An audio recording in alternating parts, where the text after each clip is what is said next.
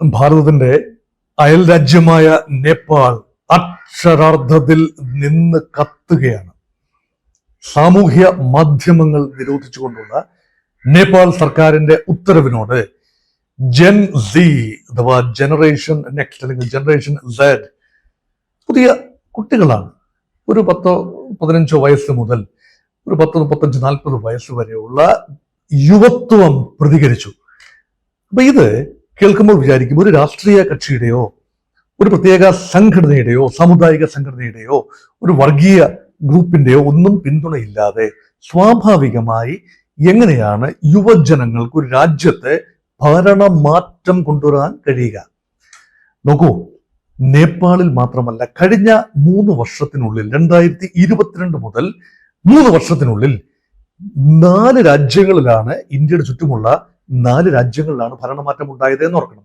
അതിനകത്തുള്ള ചില സമാനതകൾ സൂചിപ്പിച്ചുകൊണ്ട് ഇപ്പോൾ നേപ്പാളിൽ സംഭവിച്ചിരിക്കുന്ന ഭരണമാറ്റം, പ്രധാനമന്ത്രി KP ശർമ്മ ഓലി രാജിവെച്ചിരിക്കുന്നു. ആ ഭരണമാറ്റം വിശകലനം ചെയ്യുകയും ഇന്ത്യ എങ്ങനെയാണ് ഇതിനോട് പ്രതികരിക്കേണ്ടത്, ഇന്ത്യക്ക് നേരെയാണോ അടുത്ത പ്രക്ഷോഭം കരുതി വെച്ചിരിക്കുന്നത്, ആരെങ്കിലും ഇതിന് പിന്നിലുണ്ടോ, വൈദേശിക ശക്തികൾ, മറഞ്ഞിരിക്കുന്ന ചില ഗൂഢ വൈദേശിക ശക്തികൾ ഈ പ്രക്ഷോഭത്തിന് പിന്നിലുണ്ടോ, ഇതിന്റെ രീതിശാസ്ത്രം അവലോകനം ചെയ്യുകയും അതിൽ നിന്നും എന്തെല്ലാം കാര്യങ്ങൾ നമുക്ക് ഗ്രഹിച്ചെടുക്കാം അല്ലെങ്കിൽ ഊഹിച്ചെടുക്കാം, ഇതാണ് ഈ വീഡിയോയുടെ ഇതിവൃത്തം.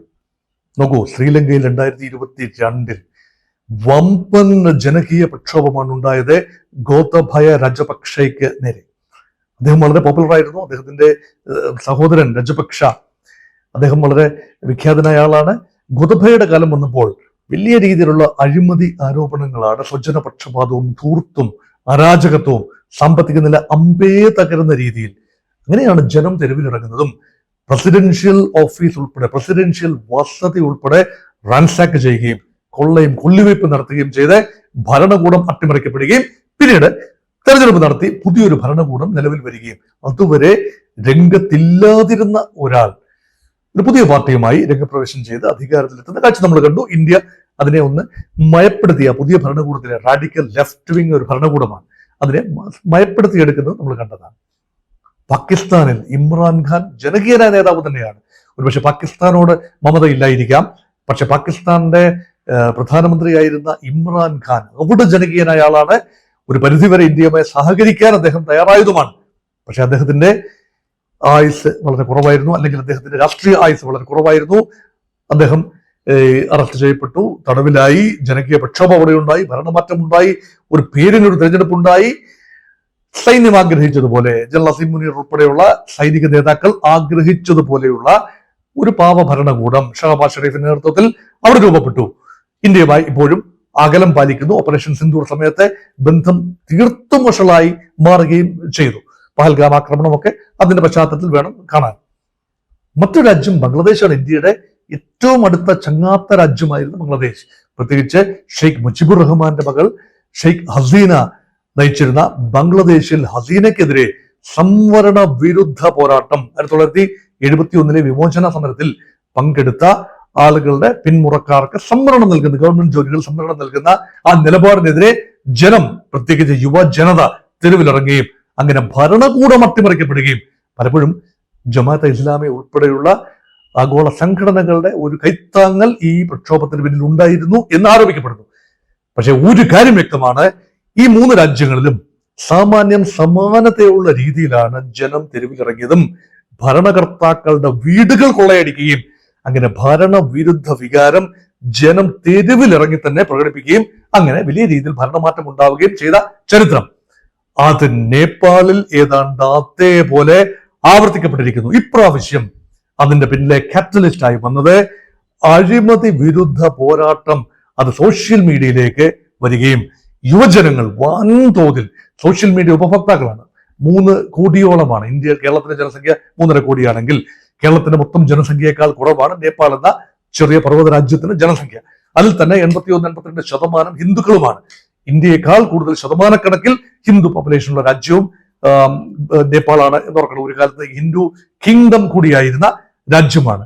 കിങ് ബീരേന്ദ്ര ഭരിച്ചിരുന്ന, പിന്നീട് ജ്ഞാനേന്ദ്രയിലേക്ക് വന്നപ്പോഴാണ് സംഭവം ആകെ പാളിപ്പോയതും 2008 മോണാർക്കി വിട്ടൊഴിഞ്ഞ് ഒരു ജനകീയ ഭരണത്തിലേക്ക്, ഒരു ജനാധിപത്യ ക്രമത്തിലേക്ക് വരികയും പിന്നീട് കഴിഞ്ഞ 17 വർഷത്തിനുള്ളിൽ 13 ഗവൺമെന്റുകളാണ് മാറി മാറി വന്നത്. 2018 മുതൽ നാളിതുവരെയുള്ള വർഷങ്ങളിൽ ഭരണസ്ഥിരത നേപ്പാളിന് അന്യമായിരുന്നു.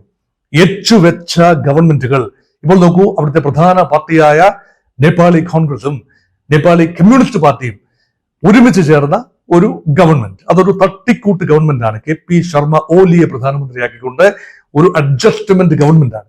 ഇവിടെ നേപ്പാളി കോൺഗ്രസിന്റെയും കമ്മ്യൂണിസ്റ്റ് പാർട്ടിയുടെയും ഒക്കെ നേതാക്കളും അവരുടെ മക്കളും ഭാര്യമാരും ഒക്കെ തന്നെ അധികാര പ്രമത്തതയിൽ അന്ധമായി ജീവിക്കുന്ന ഒരു കാര്യം. അതുകൊണ്ടാണ് ഇവരെ ഈ നിപ്പോ ബേബീസ് അല്ലെങ്കിൽ നിപ്പോ കിഡ്സ് എന്നവരെ പ്രക്ഷോഭകാരികൾ ഹാഷ്ടാഗുകളിലൂടെ വിശേഷിപ്പിച്ചത്. എന്താണ് നിപ്പോട്ടിസം, സ്വജന പക്ഷപാതം. അങ്ങനെ സ്വജന പക്ഷപാതത്തിലൂടെ തടിച്ചു കൊഴുക്കുന്ന ഒരു അധികാര വർഗവും അവരുടെ കയ്യാളുകളും പിണിയാളുകളും ഫാമിലി അംഗങ്ങളും എല്ലാം ചേർന്ന ദുഷിച്ച് നാറിയ ഒരു ഭരണ സംവിധാനം. ആ ഭരണ സംവിധാനത്തിനെതിരെ ക്രിയാത്മകമായി പ്രതികരിക്കാൻ അവിടുത്തെ പ്രതിപക്ഷത്തിന് കഴിയാതെ പോവുകയും ആ പ്രതിപക്ഷത്തിന്റെ റോൾ ഏറ്റെടുത്തത് സോഷ്യൽ മീഡിയയിലൂടെ യുവജനങ്ങളാണ്. അവരെയാണ് നമ്മൾ ജെൻ സി എന്ന് പറയുന്നത്. ജെൻ സി എന്ന് പറയുന്നത് സെഡ്, അവസാന ജനറേഷൻ എന്ന രീതിയിലാണ്. ഏറ്റവും പുതിയ തലമുറയാണ്. ആ തലമുറ ഉപയോഗിക്കുന്ന മാർഗം എന്ന് പറയുന്നത് സോഷ്യൽ മീഡിയയിലൂടെ ഓരോ അഴിമതി കഥയും പരസ്പരം ഷെയർ ചെയ്ത് യൂട്യൂബിലൂടെ, ഫേസ്ബുക്കിലൂടെ, ട്വിറ്ററിലൂടെ, എക്സ് പ്ലാറ്റ്ഫോമിലൂടെ എല്ലാം ഷെയർ ചെയ്യുന്ന രീതിയിലുള്ള ആ ഒരു സംവിധാനം ഗവൺമെന്റൽ നിയന്ത്രണത്തിന് വിധേയമാവണം. ഈ ആപ്പുകളെല്ലാം ഗവൺമെന്റുമായി അല്ലെങ്കിൽ രാജ്യത്തിൽ രജിസ്റ്റർ ചെയ്യണം. ഇതൊക്കെ വൈദേശിക ആപ്പുകളാണെന്ന് ഓർക്കണം. രജിസ്റ്റർ ചെയ്യണമെന്ന് പറയുമ്പോൾ നടക്കാത്ത കാര്യമാണ്. അതേസമയം ചൈനീസ് ആപ്പുകൾ ചിലതെല്ലാം രജിസ്റ്റർ ചെയ്യുകയും ചെയ്തിട്ടുണ്ട്. അതിൽ സാധിക്കാതെ വന്നതുകൊണ്ട് അങ്ങനെയെങ്കിൽ ജനകീയ പ്രക്ഷോഭം ഉണ്ടാകാതിരിക്കാൻ വേണ്ടി സാമൂഹ്യ മാധ്യമങ്ങളെ മൊത്തത്തിൽ അങ്ങോട്ട് നിരോധിക്കുക. അങ്ങനെയാണ് ഫേസ്ബുക്കും ട്വിറ്ററും വാട്സാപ്പ് ഉൾപ്പെടെയുള്ള 26 സാമൂഹ്യ മാധ്യമ പ്ലാറ്റ്ഫോമുകളാണ് നേപ്പാളിൽ നിരോധിച്ചത്. ആ നിരോധനം കൈവിട്ടുപോയി. ജനം തെരുവിലിറങ്ങി. 24 മണിക്കൂറിനുള്ളിൽ ആഭ്യന്തരമന്ത്രി രാജിവെക്കുന്നു. 48 മണിക്കൂറിനുള്ളിൽ പ്രധാനമന്ത്രി KP ശർമ്മ ഓലി രാജിവെക്കുന്നു. പൂർണ്ണ അരാജകത്വത്തിലേക്ക് നേപ്പാൾ വീണിരിക്കുന്നു. അവിടെ സൈന്യം ജനങ്ങളോട് സംയമനം പാലിക്കണമെന്ന് പറഞ്ഞിരിക്കുന്നു. ഇനിയുമാണ് എന്താണ് അയൽ രാജ്യങ്ങളുടെ നിലപാട്, എന്താണ് നേപ്പാൾ ഇങ്ങനെ, ആ അന്വേഷണം കൂടെ നടത്താതെ ഈ ചർച്ച ഒരുപക്ഷെ പൂർണ്ണമാവില്ല. നേപ്പാൾ പ്രധാനമന്ത്രി KP ശർമ്മ ഓലി SCO സമ്മേളനത്തിൽ പങ്കെടുക്കാനായി ചൈനയിൽ പോയി മടങ്ങി വന്ന ആ നിമിഷമാണ് ഈ സംഭവം അരങ്ങേറുന്നത്.